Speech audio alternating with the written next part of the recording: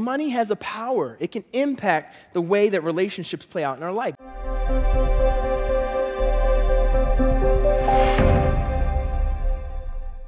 There's a reason why Jesus talked more about money than anything else except for the kingdom of God.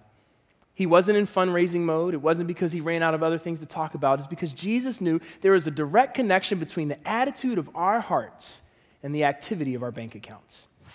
Every time you have an obsession, there will always be a money issue. Every single time. You cannot get away from it in any sector at all. You want to have kids, you're going to have to figure out the money. You want to get a good job, you're going to have to get a good education. It means you're going to have to figure out the money. You want to take a vacation, you're going to have to figure out the money. Shoot, if you do a staycation, you're going to rent more movies than you normally would. You have to figure out the money.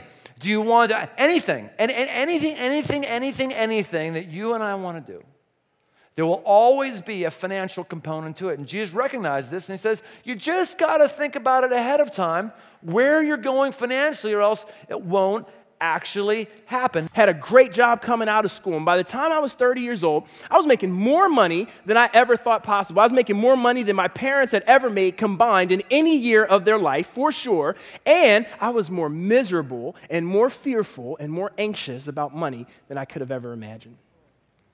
And for me, that was the moment when I realized that my faith in money had betrayed me.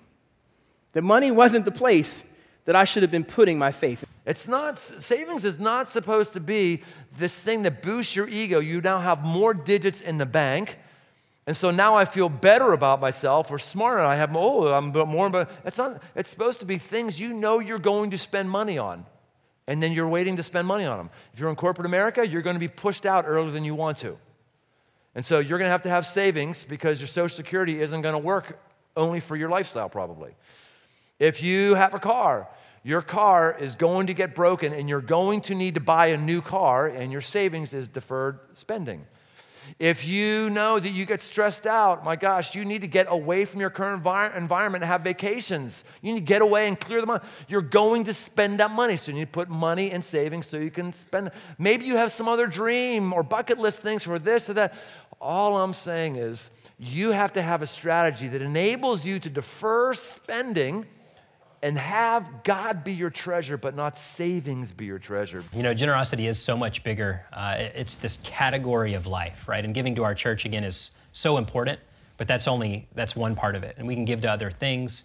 People in other faith traditions give. There's secular research on giving. So that was one of the most fascinating things that we found, is that there's a body of sociological research that studies generosity. And there's this initiative called the Science of Generosity Project at the University of Notre Dame that anybody could look up.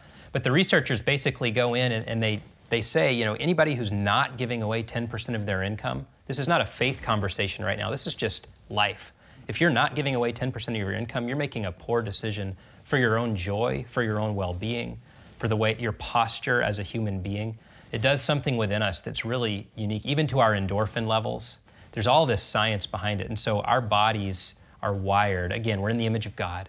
So we're designed to be givers. And so there's something in it for us, even biologically. Recruit people who will enter your life and give you ideas, who you can run your strategy by, who you can run things by. Proverbs 15:22 says, without counsel, plans fail, but with many advisors, they succeed. Our plans fail, our financial desires fail because we don't have anybody else speaking into it. And I want to include people in my life. Before I make a big decision, I run it by my friends. Say, hey, I'm thinking about buying this. It costs this much. What do you think? That bike I bought, I was like, man, should I get this demo model or this other model? How much, you know, I talked to my buddy Art about it. I do. And what happens is, if you have as a principle, I am not going to make a major purchase before I talk to my counselors. You'll find as you go to your counselors, more often than not, they're going to say yes, because people like to encourage whatever you want to do. But just the fear that you might be rejected and they say no will keep you from actually taking the idea before them and actually doing it. I'm telling you, private things never work. I just want to encourage you, find someone to trust and talk to. So, hey, you don't even have to buy the Bible. You don't have to believe anything I'm saying. Just look at your life, look at the people around you, and understand that people who are more generous with money probably have less bondage to greed or bondage to fear. And if that's what you want, generosity is a part of that. Jesus put it this way. He said, there is an investment to be made in the kingdom. He gave the parable of the talents, and he was like, God has entrusted these resources to people, and he wants us to deploy resources against the thing that God cares about most, which is people. If you trust Jesus in the area of your money, it will not bring less joy to your life. It will bring more joy to your life. I have enjoyed things that I never could have imagined enjoying as I've grown in how to trust Jesus with my money.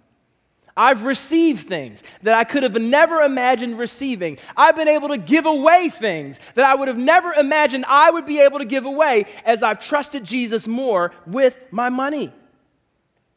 And that's what it's really about. It's not about amounts. It's about attitude. Let's look at Jesus' words again. Matthew 6:21. He says, for where your treasure is, there your heart will be also. You know what Jesus cares about?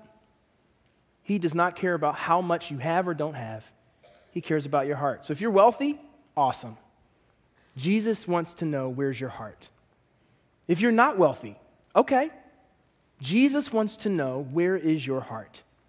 If tomorrow you get far more than you could ever imagine and you're just blessed, whether that's starting a new job or inheriting something or even hitting the Powerball lottery, if it happened tomorrow, you know what Jesus would want to know?